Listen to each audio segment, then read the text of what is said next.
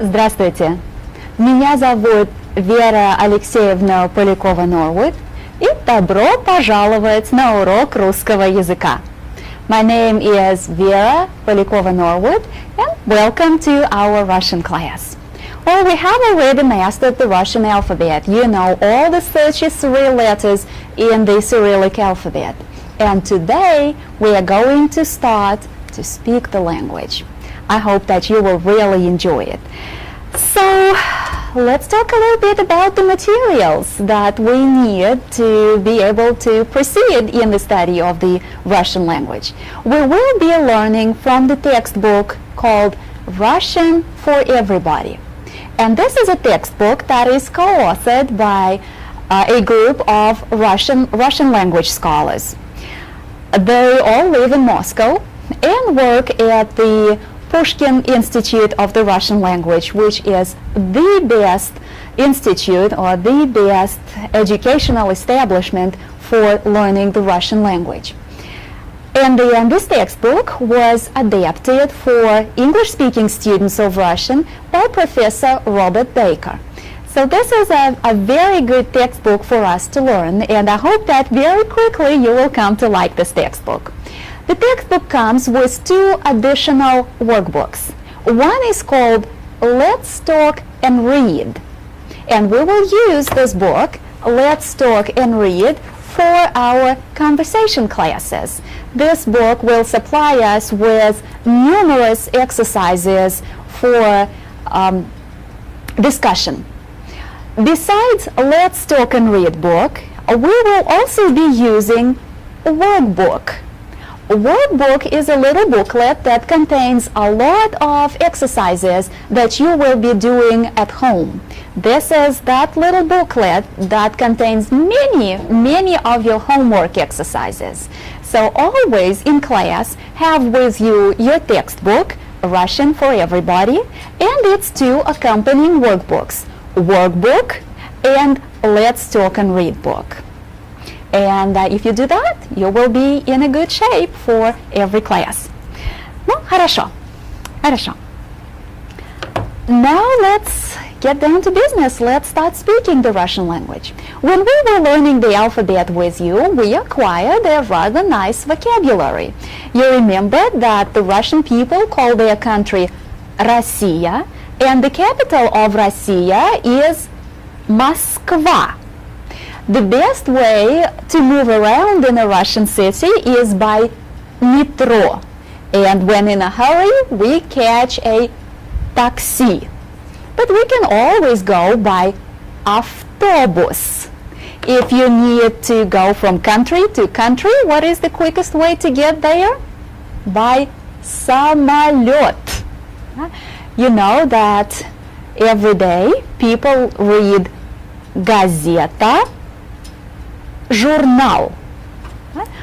You know, the Russian people like to eat фрукты and also мороженое. And if you are a tourist in Russia, you will probably be interested in сувениры. Kids go to школа, and in the evening, people like to go to theater to see a nice ballet. Ну, хорошо. Also, let's take a look at a few pictures, and you will tell me what it is. Итак, что это? Это телефон. Это телефон. Хорошо? Что это? Это телевизор. Это телевизор. Что это? Это компьютер. Это компьютер. Что это? Это кофе. Это кофе. А что это? Это чай. Это чай. Что это? Это шоколад. Это шоколад. Так. Что это? Что это? Это самолет. Самолет. Хорошо. Very good. Очень хорошо. I was asking you the что это question. But let's take a look at it. I want you to see it. Что это? Что is the Russian word for what? What? What is this? Что это? Notice how nice, short, and compact the Russian question is. Just two words. Что это? What is this? And when you answer the question, you start with это, the Russian way of saying this is. Notice that it covers two English words. This is, это. And right here you add the name of the object. Что это? Это. Что это? Это вода. Это вода. Так. Что это? Это телефон. Это телефон. Что это? Это газета. Это газета. Что это? Это журнал. Это журнал. Что это? Это, and then you name the object. Ну, хорошо, хорошо. So when we ask about objects, we ask что это. But when we ask about people, we use a different question. The question for people is кто это? Кто это? And when you are answering the question, again you begin with это. This little word кто means who. Now you need to remember that the question кто это applies not only to people but to animals as well. If you are asking about a living being in general, a living, breathing being, you ask this question. Кто это? What is this? Кто это? And when you are answering, you start with это. This is, and then you use the word that identifies the person or the animal. So let's practice a little bit. Let's look at these pictures. Итак, кто это? Это кот. Это кот. Кто это? Это мама. Это мама. Кто это? Это шофер. Это шофер. Ну, хорошо, хорошо. And now pick up your pens or pencils. And let's practice with что это and кто это in their cursive forms. Так, let's begin with what is this? Что это?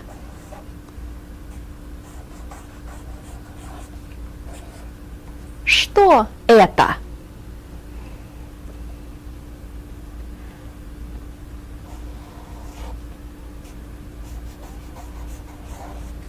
Let's say это телефон. This is a telephone. Это телефон. Now let's try the who is this question. Кто это? Let us say, this is a mother. Это мама.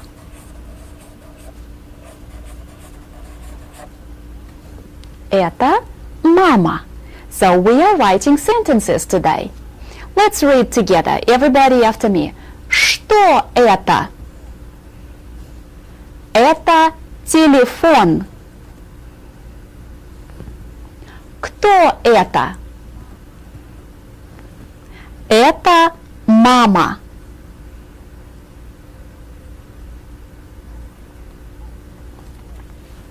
Ну, хорошо. Хорошо. Very good. Now let's continue. When we were learning the Russian alphabet with you, we learned the word dom. Dom. Do you remember what a dom is? It's the Russian word for a house. Dom. But the Russian word dom also means a home. So there's no distinction in the Russian language between a home and a house. A house is your home. Dom. Dom. And the word dom can refer to an individual house where just one family lives, but it can also refer to a huge apartment complex where thousands of different families live. So the word dom has a very wide meaning. It's a home. If you live in a huge apartment complex, that is still your home. Just remember about the Russian word dom, that it comprises the meaning of the English words building, house, and home. It's a person's home, wherever it happens to be. So there are different kinds of dwellings where people live. So let's go over some of these words. If you live in an apartment, then you call it kvartira. Kvartira. Think of the English word quarters. It has a similar root. Kvartira. What may be a little bit difficult is going from the K sound to the V sound. Kvartira. One more time. Квартира. Хорошо. Квартира. Apartments in large apartment complexes are numbered. So you need to know the номер of your apartment. Номер. Номер is the Russian word for number. That's right. Номер. And this word is easily recognizable, isn't it? Номер. So if you live in apartment number 1, you call it квартира номер 1. Один is the word for 1. Один. Квартира номер 1. I need you to notice this N that stands for номер. That's the number sign that the Russian people use. Instead of always writing the word номер, you just put this capital N in, and everybody knows that it stands for номер. Квартира номер 1. Now say the whole thing. Квартира номер 1. Apartment number 1. Квартира номер 1. Квартира номер 1. If you live in apartment number 2, you call it квартира номер 2. Квартира номер 2. Is everybody practicing with me? One more time. Квартира номер 2. Хорошо. Хорошо. And it really is lovely if right outside your apartment complex there's a big park. Park. And what does park mean? a park, where you can go for a nice walk, for a nice stroll. Park. Park. Хорошо. One more time. Pick up your pens and pencils and let's practice. Okay. Well, everybody remembers the word dom. And we have just learned the word park. A park. Park. If you live in a large apartment complex, then you live in a квартира, an apartment. Квартира. Квартира. And you should always remember the номер of your квартира. So let's practice with квартира, номер 1.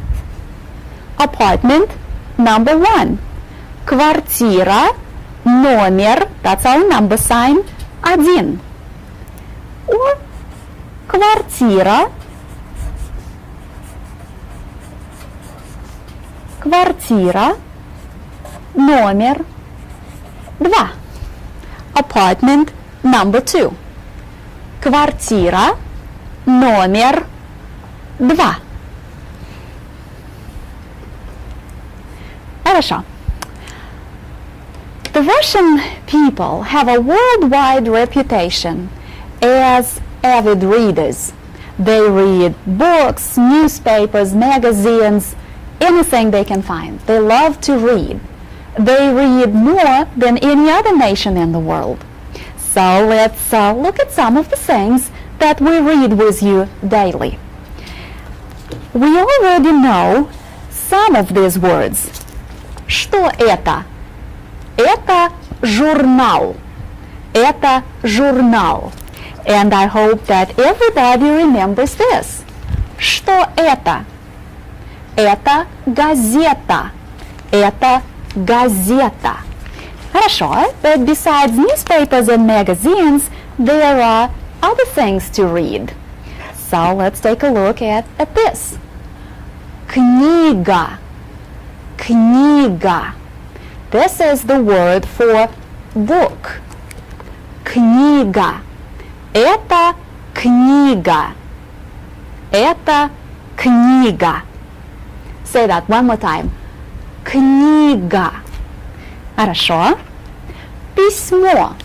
If you receive a letter, you should read your letter. Письмо. Письмо. Письмо. Это письмо.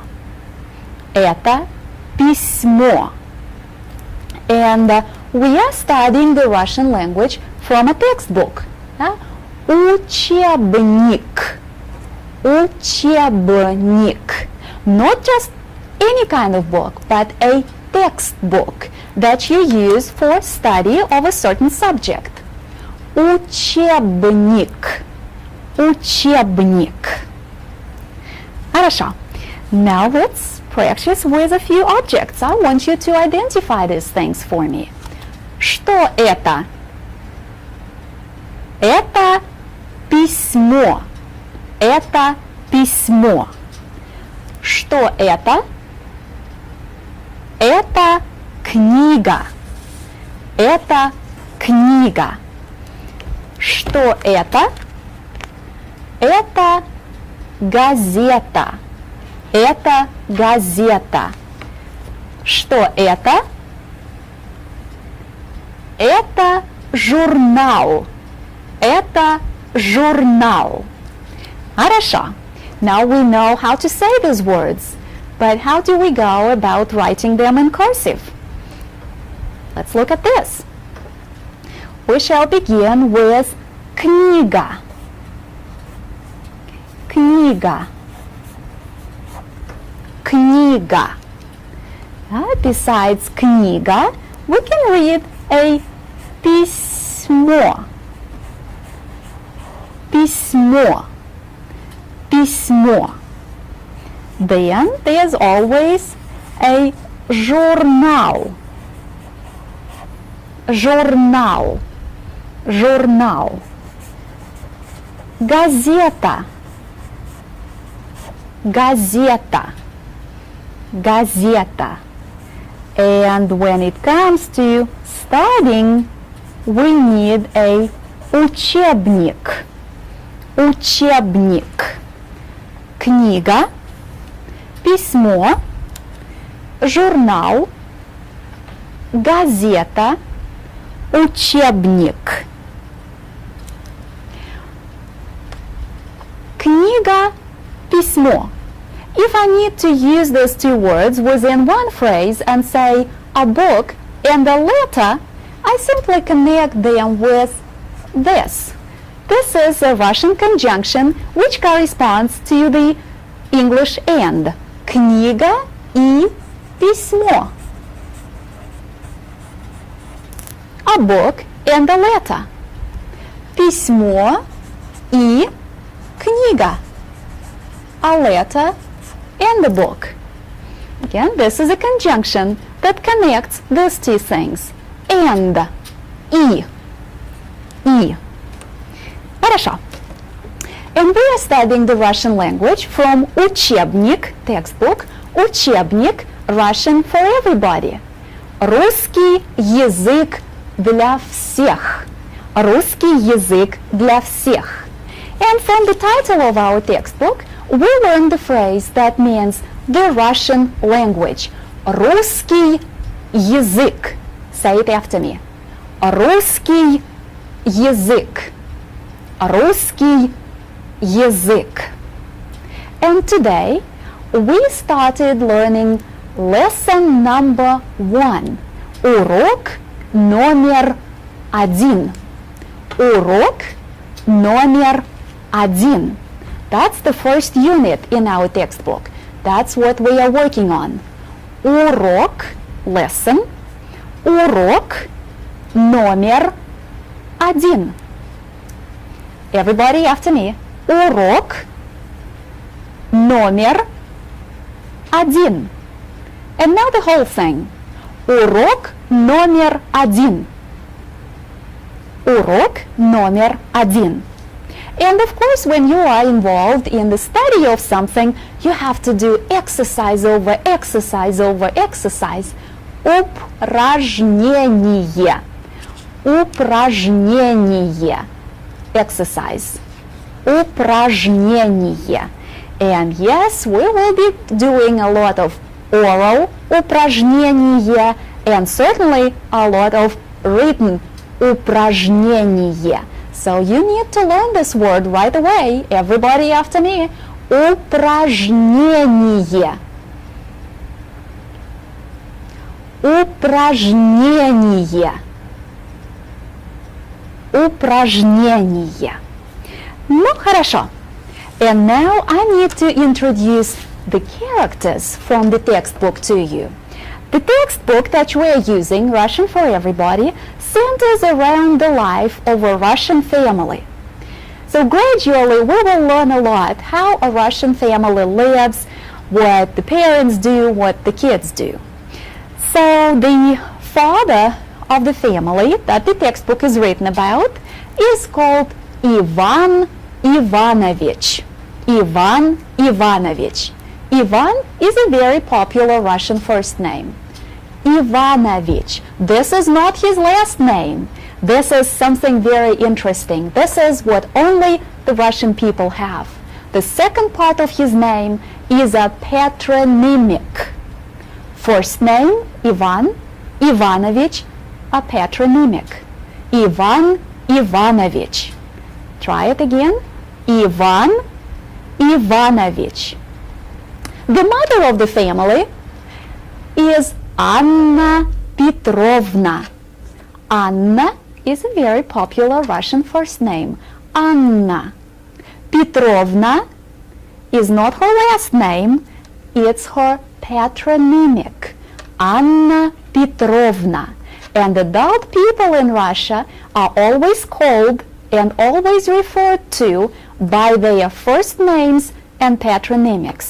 Last names are not as widely used as they are in the West. Russia has its own very unique system of naming and addressing people. So Ivan Ivanovich, Anna Petrovna, and they have 2 kids. Their daughter's name is Nina. Nina. Nina. And their son's name is Maxim. Maxim. Notice that we are not using patronymics for kids.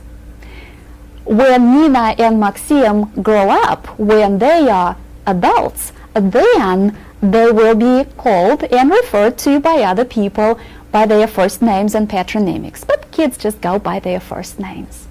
Well, this brings us to a very interesting topic, and that's the use of patronymics. The Russian naming system gives each person 3 names: first name, a patronymic, and the last name. Well, right now, we are not going to use the last name for Ivan Ivanovich and his family. We'll just use their first names and patronymics.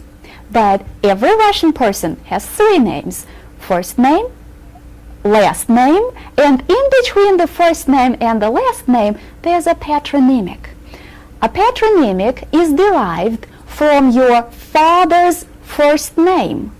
So you take your father's first name and put a little suffix on it.